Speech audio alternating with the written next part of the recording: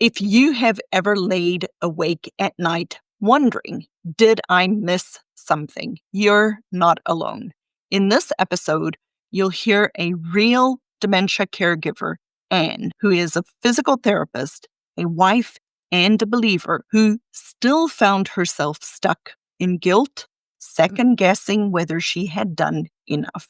Even with years of experience in healthcare, she needed something more, biblical clarity and peace that no medical test can give you. Because when it's your spouse, when the decisions fall to you, what you really want isn't just answers. It's the freedom to stop carrying what isn't yours.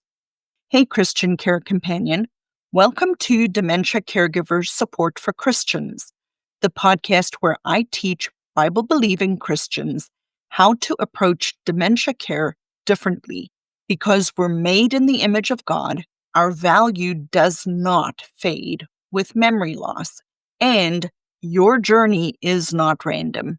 It is by God's design. This isn't a medical model. It's not about symptom management or burnout prevention only. It's a relationship-centered biblical approach that helps you care with purpose without losing your peace and hope. If you are ready to ask your own questions, or if you want to listen in for the kind of help you did not know you needed, join me this Thursday at our next Ask the Dementia Coach session. It is May 29th at 6 p.m. Eastern. You can register now at thinkdifferentdementia.com/ask and take one step closer to clarity. Now, take a breath and let's begin and listen to a Dementia Caregiver Support in Action episode where I talk to Anne, who is a physical therapist.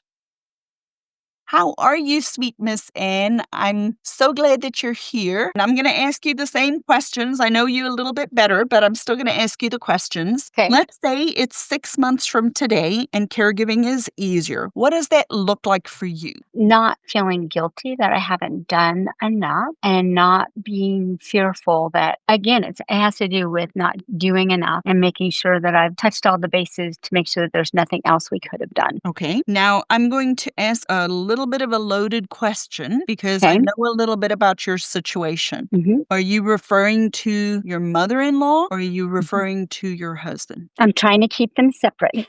Which is why I'm asking. Yes, I am going to say my husband. Okay. So not feeling guilty that you haven't done enough for your husband. Right. Okay. And what would it take to achieve that? Well, you know this. So Joel has a shunt. Mhm. And here's the hard part. The twice when we needed the revisions, I could tell something was wrong, but it wasn't on my radar that, hey, the shunt might be malfunctioning. And so after 2021, there's been times when I'm like, okay, something's going on. Let's do a CT. And so we'd made some adjustments. And so the last two times, the shunt was working fine.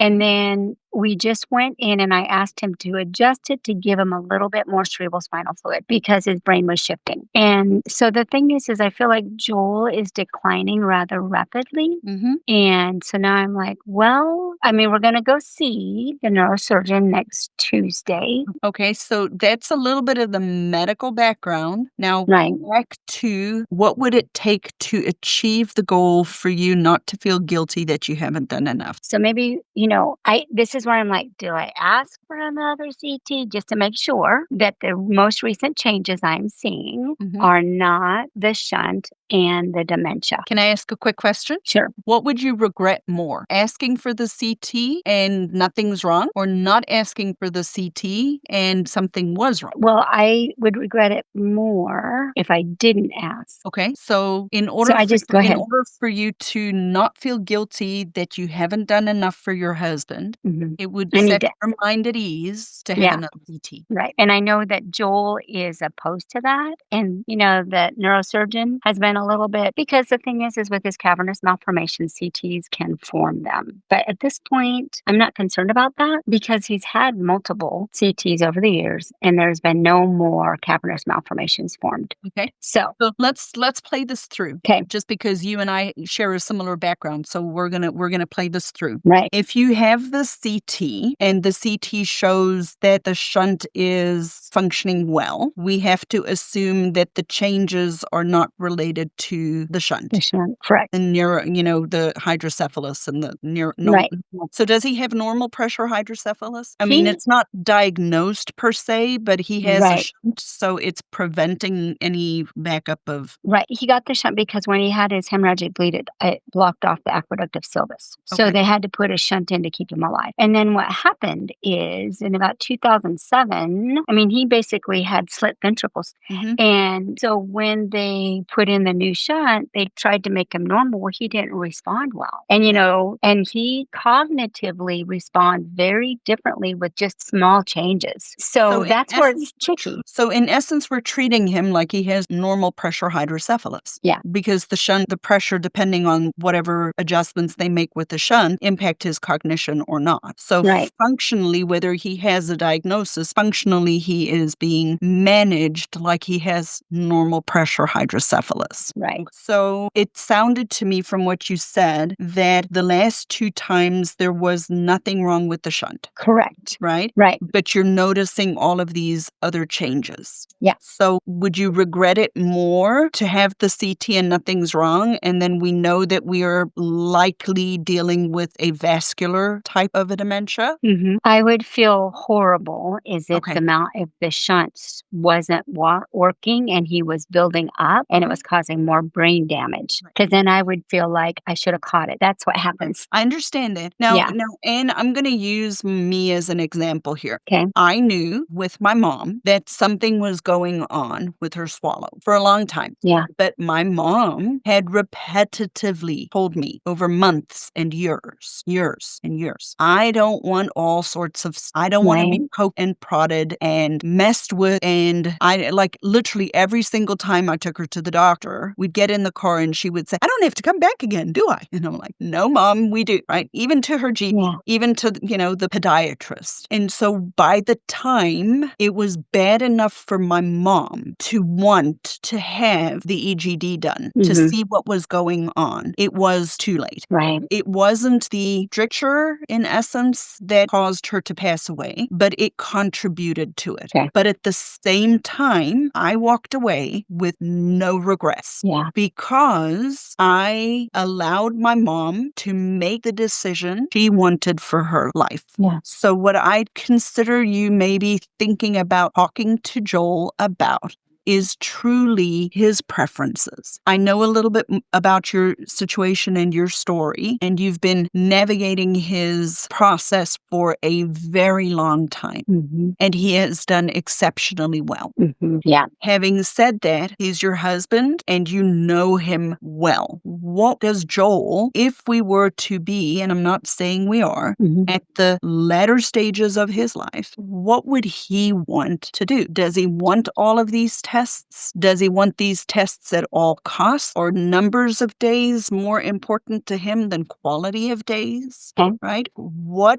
You know your husband. Yeah. Right? You know your husband. And I know your heart. I can see your heart. You want the best for him. And because of your background as a PT and my background as an OT, we have so much advantage in this section of the world because we know what to do to both extend quality of life as well as quantity of life. We know what we can do to absolutely set him up for success. And that is what I did with my mom for as long as I could. Right. And I honored her wishes. And I know that if I'd probably done stuff earlier, I know this here. Yeah. Yeah. I know if I had bullied my mom in inverted inverted commas. If I had bullied her earlier and said, we're going, Yeah. it probably could have had a different outcome. Right. But what would that have done for my relationship with her? Yeah. And you know what? The last several years, and particularly the last several months of my mom's life and my journey with her, were sweet. Yeah. She was sweet, and she was thankful, and she was happy. Yeah. She got what she had always wanted. Right. So I think in your particular situation, I think where I'd love for you to start is just sit with us a little, reflect on it, and talk to Joel. Okay. And really have some of these hard conversations. As we're working through the Confident Caregiver Blueprint, some of this is going to come out. Okay. Right? But I know that we don't like to think about our spouses dying. Right. I know that. There's a 50-50 shot. He's going before you. One of the two of us is dying. Right. One of us is Right. going to survive the other. The benefit we have, Anne, is that we know something is going on with Joel. Yep. And we can choose how we want to live until we die. And that's a tough conversation. And those are Yeah. hard things to think about. And it's not something I'm suggesting you do quickly. It's not something I'm suggesting you do lightly. But when that code blue came over that overhead thing, I already knew it was my mom, and I already knew what to do. Yeah. And right in that moment, and for this, I'm eternally grateful. I Yeah. did not waver. I never wavered. And the reason I didn't waver was because I practiced it in my head. Right. I had thought it through. Yeah. And so that's what I'm encouraging you to do, to sit Okay. with him. There's no rush, but Yeah. it sounds like he's still able to have these conversations. Yeah. And I to may know- not remember it, but we Right. can have to- But his insight into understanding what the shunt does and what the CT scans, all of those things, he understands that this has been a part of your journey for a long time. Yeah. And then there should be no guilt. There should be Yeah. no guilt if you have honored your husband. Yeah. Right? And we can take Yeah. it even one step further. And the reason I want you to have these conversations with him now is because I believe that now, you've mentioned a couple of times that you see him changing quickly. You need good clarity in your mind that you've asked these questions, that you've had these conversations. Yeah. Because then you, as a Christian wife, can submit. And here's the thing, right? You, as a Christian wife, can submit to his decision to not do these things if that he decides, without you feeling guilty that you didn't do enough. And then when the time comes when he really cannot make those decisions anymore, Right. you already know what to do. We have practiced it in our mind, the possibilities could be, and then you submit to his decision Right. for his life as his spouse, and you're honoring his wishes. Yeah. Okay. Yeah, that makes sense. Does it make it easy? No. No. No. No, it doesn't make it easy. But the Lord teaches us to submit to our husbands, and your husband is still able enough to have these conversations with you. Yeah. And that should take away the guilt, the feeling of guilt that you haven't done enough. Was that helpful? Yeah, it was really helpful. It was. Thank you. You're Yeah. welcome. So what's one thing that you can do that'll take you a little closer to achieving that goal? What's one thing you can take from tonight? Well, from this conversation, when we go see the neurosurgeon, I can have the conversation with Joel first, because Joel's not aware of his declining. And I can, and the neurosurgeon the last time offered to do an MRI, which doesn't carry the same effect. But I can just say, what I'd like to do is say, honey, I'm noticing some things, and I would like to, if you want to have some further testing, and tell him, I just want to make sure that the shunt isn't malfunctioning and causing these things. May or may not. What do you think about us asking the neurosurgeon? And then leave it up to Joel. Think there's wisdom in that. And, if there's more risk to the CT scan, is he more able to and willing to have an MRI? Right. That's Right. what I thought. As you and I talked, we can, Yep. So if you can get, and what you could potentially propose to Joel is not to ask the neurologist for the CT scan, but to ask the neurologist for an MRI, and tell the neurologist you just want clarity as a PT, so that you've crossed your T's and dotted your I's Right. and the most information you can. Right. But if it's showing changes and, declines that are not related to the shunt, that you Right. will be after that. Right. And in your experience with dementia, is MRI more helpful than a CT? An MRI is always more helpful than a CT. Okay. Because we haven't had one of those in a while. See, I think the MRI will show you more what's going on than a CT scan. Okay. The CT scan will show you more if there's fluid Right. and things like that, blood Right. and stuff like that. Right. But it's not, and it'll show, atrophy and general stuff like that. But if you really want to know what's going on, get the MRI. Okay. Because I Okay. think, his biggest concern is that a CT can cause. And that's something that he has remembered. Right. And then I would just say to the neurologist, I would say, look, I recognize that this is more likely than not the shunt. Right. My own peace of mind as a PT, as a healthcare Right. provider, I need As his wife. Yeah. I need to Yeah. understand. No, I wouldn't even go as his wife. Like, I Okay. would go the healthcare card. Got it. As a professional, I understand the stuff. I need to know. I need to understand what's going on. And I know the MRI is going to give me that information. And then I will be able to know what I need to do next. Excellent. Okay. Very good. And they can say no. Right. And They then, can say no. they can say no. And then we deal with the fallout of the, being hacked off at the healthcare system afterwards. Yeah. Okay. Very good. Well, he offered the last time. Okay. And if he's offered, then I would get the MRI. got it. Okay. Honestly would get the MRI. And then you can look at the MRI report. And then what the MRI will show is if there are other things going on. Like, got it. The reality of the matter is, in Joel's specific situation, everybody's always going to be thinking of the thing that was there, right? There are Right. other things that cause cognitive loss that are not dementia. Right. And an MRI Right. will show that. So Well- that'll rule out a brain tumor. That'll rule out things like MS and other stuff like that can cause cognitive impairment. It'll Right. rule out whether he's had another stroke that wasn't evident. Right. And if all of that stuff none of that is there, then by logical conclusion, we are probably dealing with some sort of a vascular type of dementia. Right. But let's look Right. what's treatable first before we just Right. slap a diagnosis of vascular dementia. Right. Okay. Thank you. Yeah.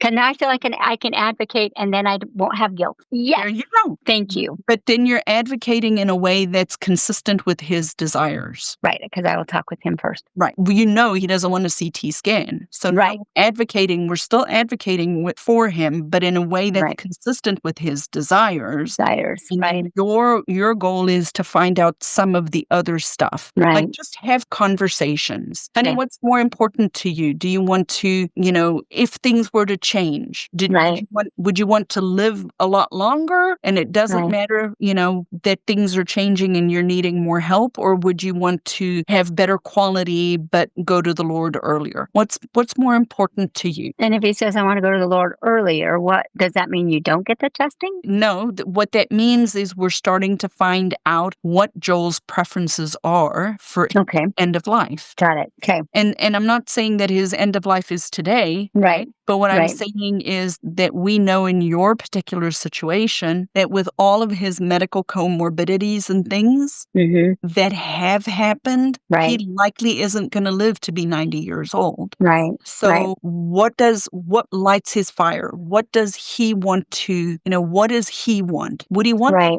feeding tube? Would he not want a feeding tube? Would he Right. want, would he want whatever? Like Right. we need to start having those conversations. And that goes both ways. Yeah. You need to be thinking, and you won't be able to be telling Joel necessarily what your stuff is, but you Right. need to share with your kids, Right. having those conversations with them. Okay. Okay? Yeah. Thank you. It's good seeing you. I'm so glad you were here. You make me Me happy. too. Oh, well, thank you. Ditto. Well, thank you so much. All right, guys. Love you, and I'll see you guys soon. Thank you. You're welcome. Bye.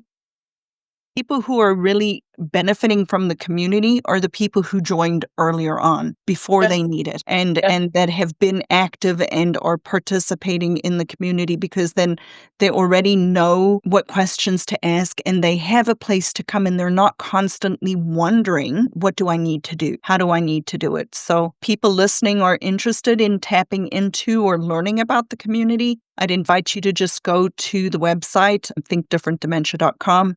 There's a link for you to schedule a 20-minute call. There's no pressure. I'll serve you regardless of whether you join the community or not. But it is a way for you to take this relationship a little deeper, a little bit more hands-on support, because really the research also shows it's longitudinal support over time. Absolutely. Yeah. For sure. I would highly recommend Lizette. She's awesome. Tracy, I appreciate that endorsement. You And are well. thank you everybody for listening today. And as I try to remember, I don't always remember. May the Lord bless you and keep you, and come back and listen some more. I'm hoping to do more of these coaching style episodes. So come back and check us out. And thank you for being here today.